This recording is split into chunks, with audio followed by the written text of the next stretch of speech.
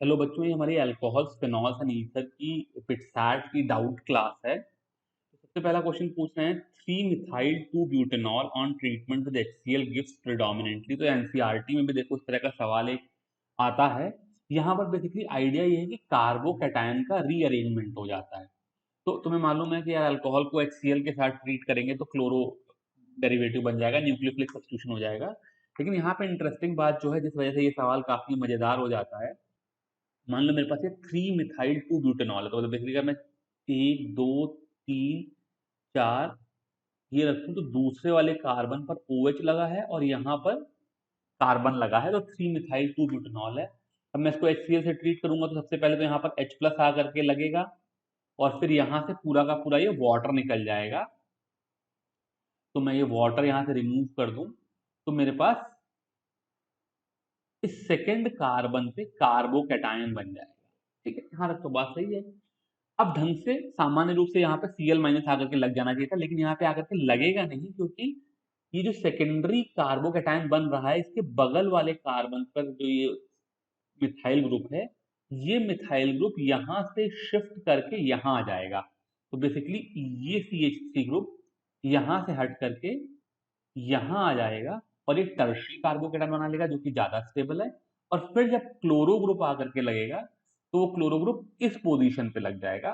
तो basically net चीज क्या हुई कि मेरे को जिस कार्बन पे OH था उसी पे क्लोरीन और एक कार्बन आकर के लग गया, तो मेरा प्रोडक्ट 2 क्लोरो 2 मिथाइल ब्यूटेन हो गया। ये वाला हो गया। अब क्वेश्चन नंबर 13 कह रहे हैं, in the reaction CH3 CH CH3 CH2 O CH2 CH3। तो बेसिकली ये ईथर है, मैं इसमें HI ऐड कर रहा हूं और जो इनके ऑप्शन है उससे देख करके यही लग रहा है कि बेसिकली मैं खाली 1 मोल HI ऐड कर रहा हूं। तो ये स्टैंडर्ड सा सवाल है विलियमसन सिंथेसिस का। इसमें क्या हो जाएगा, इस O बॉन्ड के ऊपर एक तरफ H चला जाएगा, एक तरफ I चला जाएगा, तो एक OH मिल जाएगा, एक I मिल जाएगा। अब हमारा झगड़ा जो है, तो बेसिकली इसमें A और B बिल्कुल भी आंसर नहीं होंगे, C और D में से एक आंसर होंगे। और जो हमारा झगड़ा है वो ये है कि C या D में से कौन सा आंसर हो, मतलब क्या OH इधर जाए I इधर आए, या उल्टा हो जाए, इधर की तरफ I आए इधर OH आए। तो अगर हम लोग किसी एल्को सॉरी अगर हम किसी ईथर पे HI के अटैक को देखें, इसेंशियली क्या है, मान लो मैं अपने ईथर को R1OR2 लिख दूं, ये वाला ग्रुप मेरा R1 है और ये वाला एल्किल ग्रुप R2 है, इथाइल वाला ग्रुप। तो जो स्टेप्स हैं वो बेसिकली ये है, मैकेनिज्म जानना बहुत जरूरी है। HI में सबसे पहले H प्लस आएगा और वो R1OH R2 करके यहाँ पर पॉजिटिव चार्ज आएगा। अब क्या है, I माइनस आएगा और I माइनस को डिसाइड करना है कि वो इस R2 पे चला जाए और R1OH अलग आ जाए, या R1 पे चला जाए और R2OH अलग आ जाए। ठीक है, तो यहाँ पर दो सवाल बनते हैं।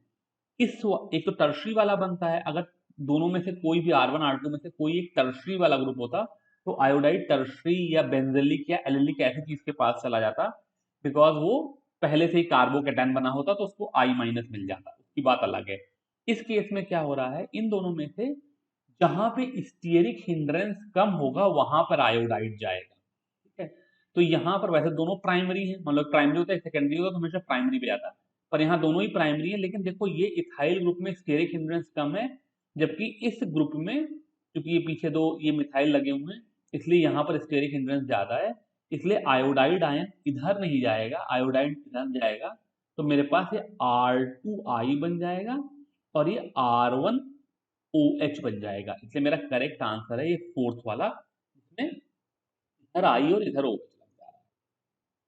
अब क्वेश्चन नंबर 10 कह रहे हैं, which one of the following will not form a yellow precipitate on heating with an alkaline solution of iodine. तो बेटा ये सवाल एक्चुअली अल्कोहल फिनॉल ईथर का सवाल नहीं है, ये सवाल जो इसके बाद चैप्टर है एल्डिहाइड कीटोन का उसका है, लेकिन मैं तुमको बता देता हूँ। एसेंशियली NaOH प्लस आयोडीन मिल करके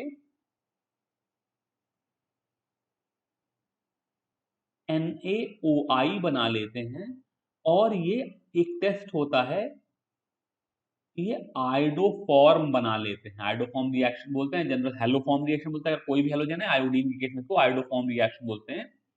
तो इसके अगले वाले चैप्टर में ये बात आएगी कि ऐसे जिनमें मिथाइल कीटोन हो वो आयोडोफॉर्म टेस्ट देते हैं।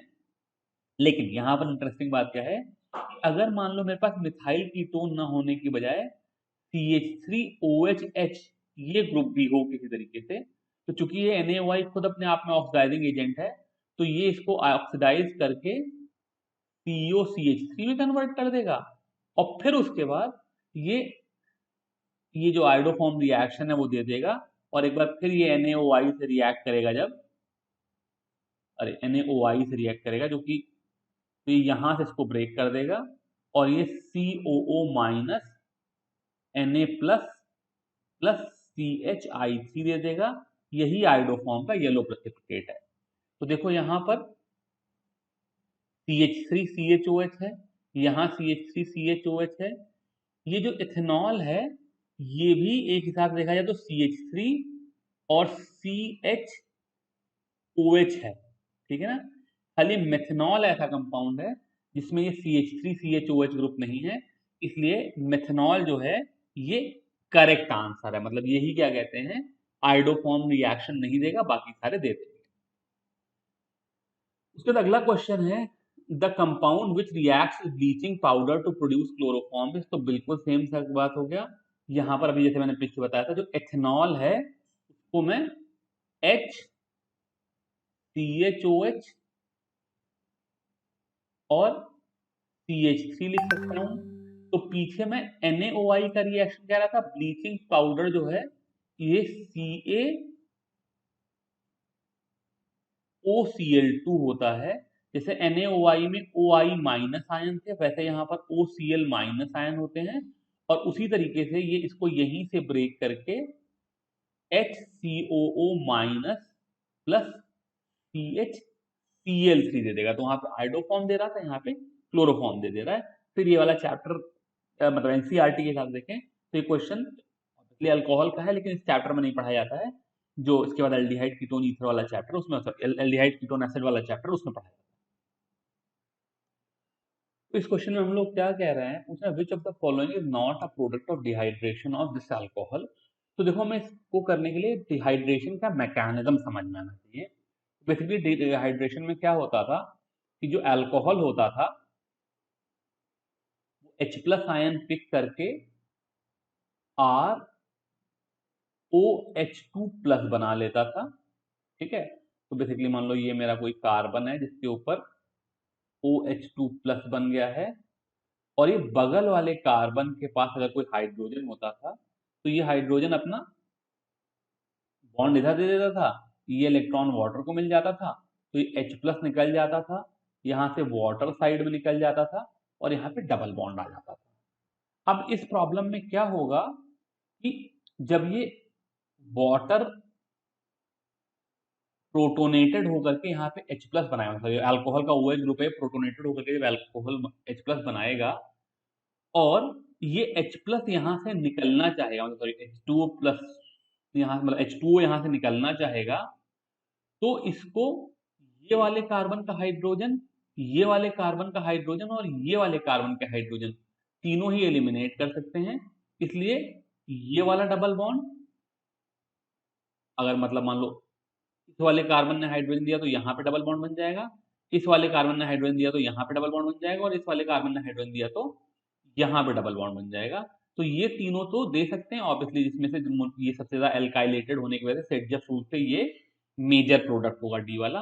लेकिन यहाँ पर डबल बॉन्ड बनने का कोई कारण नहीं है, तो ये इस क्वेश्चन का करेक्ट आंसर हो जाएगा। मतलब कि क्वेश्चन नंबर 6 में कह रहे हैं which of the following is not a product of dehydration, तो वो ये बी वाला आंसर हो जाएगा। फिर कह रहे हैं ionisation constant of phenol is higher than that of ethanol. तो ये हम लोगों ने बहुत अच्छे से पढ़ रखा है कि जो एथनॉल है वो C2H5OH है। अगर ये किसी वजह से आयनाइज होकर के C2H5O- और H+ बनाए तो C2H5 ग्रुप इस O- को इंडक्टिव इफेक्ट से इलेक्ट्रॉन दे रहा है। तो एक तो वैसे ही ऑक्सीजन के ऊपर नेगेटिव चार्ज है और इलेक्ट्रॉन डोनर ग्रुप लग गया, तो ये वाटर से भी खराब एसिड होगा। एनसीईआरटी में इसकी pKa वैल्यू आई थिंक 15 के आसपास दे रखी, 15.2 या 15.1 कुछ है। फिनॉल में इंटरेस्टिंग बात क्या है कि सपोज करो मेरे पास फिनॉल है और ये आयनाइज हो जाए, तो जो फिनॉक्साइड आयन बनेगा, ये फिनॉक्साइड आयन का नेगेटिव चार्ज रिंग पे डिस्ट्रीब्यूट हो जाएगा रेजोनेंस से। तो जो बेंजीन रिंग है वो रेजोनेंस से इलेक्ट्रॉन अपनी तरफ खींच रही है और इसकी वजह से नेगेटिव चार्ज स्टेबलाइज हो जाएगा। इसीलिए इसका पीकेए वैल्यू मुझे याद नहीं, पर ऑफ द ऑर्डर ऑफ 10 है। तो इसी वजह से phenol is a stronger acid. तो इसका आंसर हो जाएगा phenoxide ion is stabilise through delocalisation, ये वाला हो जाएगा। अब इस क्वेश्चन में कह रहे हैं फिनॉल को एसीटोन से ट्रीट किया in presence of H plus, तो X बन गया। अब बताओ X क्या चीज है। तो ये चीज फिर हम लोगों को एनसीईआरटी में पढ़ाई नहीं जाती, तो एक तरह से आउट ऑफ सिलेबस है, लेकिन थोड़ा सा लॉजिक लगा कर ये कर सकते हैं, इसलिए मैं बता दे रहा हूँ।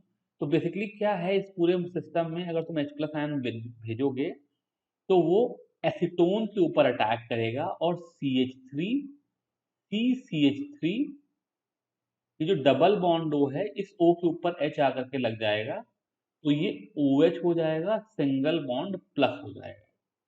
अब कार्बोकैटायन जो है एक तरह का इलेक्ट्रोफाइल है, तो ये जा करके अटैक करेगा ऑर्थो या पैरा पोजीशन पे, तो पैरा वाला मेजर प्रोडक्ट होता है, तो यहां पर आकर के अटैक करेगा और यहां से H प्लस निकल जाएगा।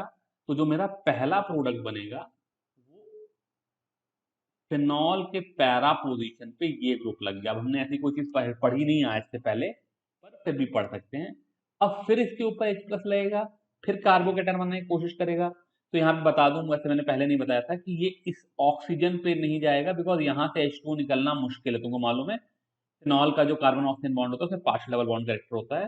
तो फिर अगला H प्लस यहाँ जाएगा, यहाँ से वैसे ही जैसे अभी तक निकाल रहे थे वैसे ही H2O निकल जाएगा और बदले में कार्बोकेटायन बन जाएगा। अब ये कार्बोकेटायन फिर एक और फिनॉल पे अटैक करेगा और उस पर भी यही पैरा पोजीशन पे अटैक करेगा, तो यहां से फिर से H प्लस आयन निकल जाएगा और बदले में ये वाला जो कार्बन है ये जाकर के फिनॉल पे अटैक कर जाएगा इस साइड से, इसलिए ये डी वाला प्रोडक्ट बन जाएगा। दोनों तरफ फिनॉल फिनॉल लग गए, बीच में ये मतलब 2,2 डाई, आई डोंट नो, तो फिनॉल प्रोपेन टाइप की चीज हो गई। ठीक है, डाइफिनॉल नहीं नाम उसका, जो भी हो जाएगा, तो डी वाला। इसके साथ हमारे अल्कोहल फिनॉल एंड ईथर के डाउट खत्म हुए। Thank you very much.